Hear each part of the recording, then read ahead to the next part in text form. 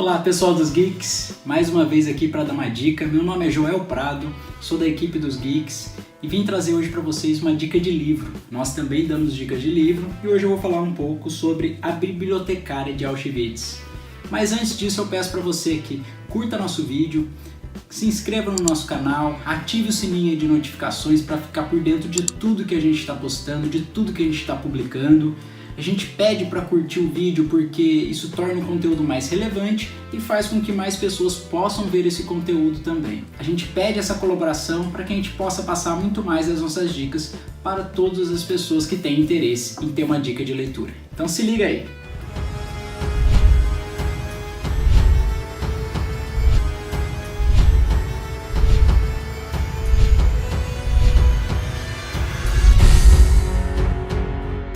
Bom pessoal, como eu falei, hoje eu vou trazer um pouco desse livro para vocês que chama A Bibliotecária de Auschwitz. É um livro que é escrito pelo autor Antonio Iturbi, ele é um espanhol e ele teve interesse em escrever esse livro quando ele descobriu a história de uma garota, né, uma menina de 14 anos que foi para o campo de Auschwitz e lá ela se tornou responsável por uma biblioteca, na verdade uma biblioteca clandestina.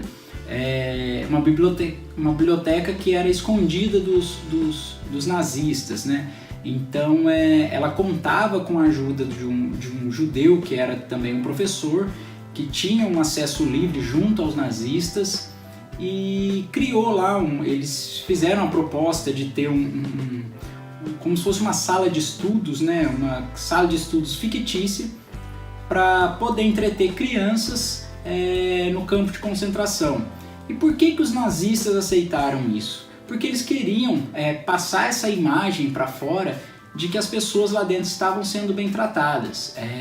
Porque chegavam-se boatos, boatos na verdade, né, em todos os lugares das atrocidades cometidas pelos nazistas, mas eles queriam provar que aquilo era mentira, que os campos de concentração eram apenas campos de presidiários, de pessoas que eles estavam presos de guerra e que essas pessoas não sofriam maus tratos, né? O que todo mundo sabe hoje em dia que é uma grande mentira. Ele conta um pouco dessa história e ele descobriu também, buscando informações sobre essa história, ele conseguiu contato com a própria protagonista do livro. Isso é bem bacana. Eu não vou entrar muito em detalhes porque no final do livro tem uma parte que é dedicada somente a isso, ele contando como ele conseguiu esse contato, que é uma história bem legal também.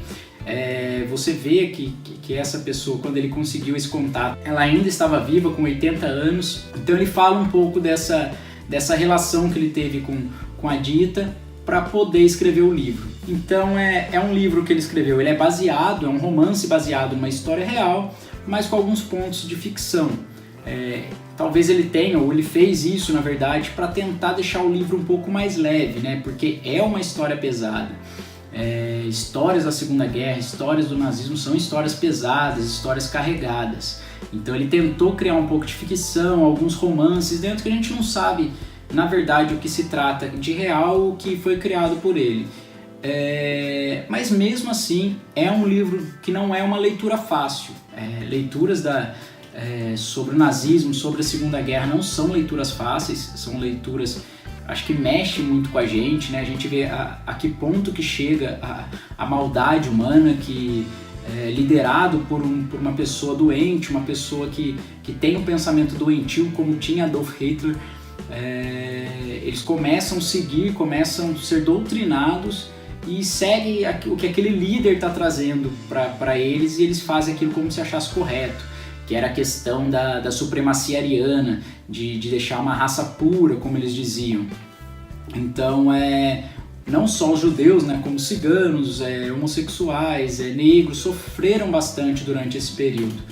Então, quem já leu livros, obras com relatos reais sobre a Segunda Guerra, com certeza tem esse sentimento. São livros tristes, são livros que mexem com a gente. Mas, ao mesmo tempo, a gente conhece histórias de verdadeiros heróis da Segunda Guerra. São pessoas que muitas vezes não pegaram em armas, pessoas que com um gesto de coragem, enfrentando os nazistas, conseguiram, de uma forma ou de outra, trazer um pouco mais de esperança, um pouco mais de cor numa vida tão preto e branco, uma vida tão sem cor como eram das pessoas que estavam nesses campos de concentração, que eram, na verdade, campos de extermínio, principalmente Auschwitz, né, que é o mais conhecido, talvez o mais mortal de todos durante a Segunda Guerra Mundial. Então tem a história de Dita, você conhece a história do Oskar Schindler também, tem Eu Sou o Último Judeu, O Homem que Venceu Auschwitz, Espiãs do Dia D. Então são livros bem bacanas que quando você começa a ler, eu me interesso bastante por essas histórias, quando você começa a ler sobre isso, você vai ligando e Anne Frank, né, o Diário de Anne Frank, eu acho que é o mais conhecido de todos, inclusive ela é citada no livro, né, tem um parágrafo apenas, mas é citada porque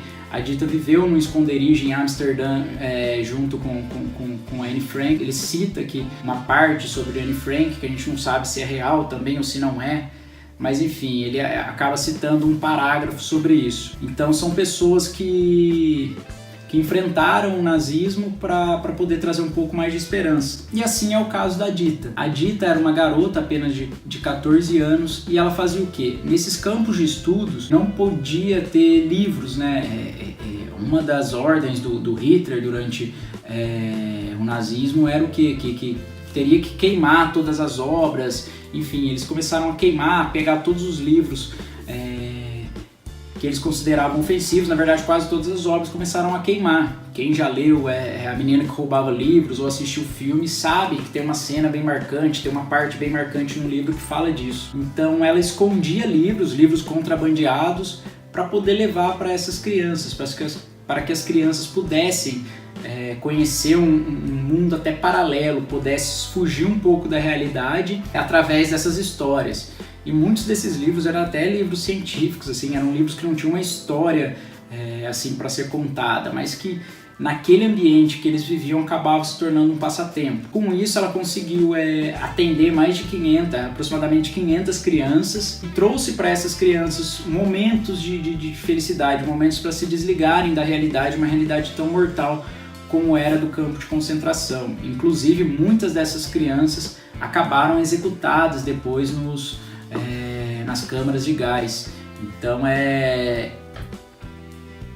passado algumas vezes, alguns pontos assim, que eles chamavam alguns judeus e simplesmente por uma seleção qualquer levavam essas pessoas para uma câmara de gás, ou dizia que ia levar para outro campo de concentração, e não sabia na verdade, o paradeiro dessas pessoas. E um personagem que é ímpar aqui, que aparece no livro também é o Mengele. O Mengele, para quem não sabe, ele era um soldado da SS, também um médico, e ele usava as crianças para fazer experiências, principalmente gêmeos. Então ele fazia algumas experiências mortais nessas crianças, muitas dessas crianças morriam. Ele aplicava suas experiências malucas nessas crianças. Inclusive era ele que na chegada dos judeus escolhia quem iria para os campos de concentração, para os campos de trabalho forçado, e quem já iria direto para ser exterminado.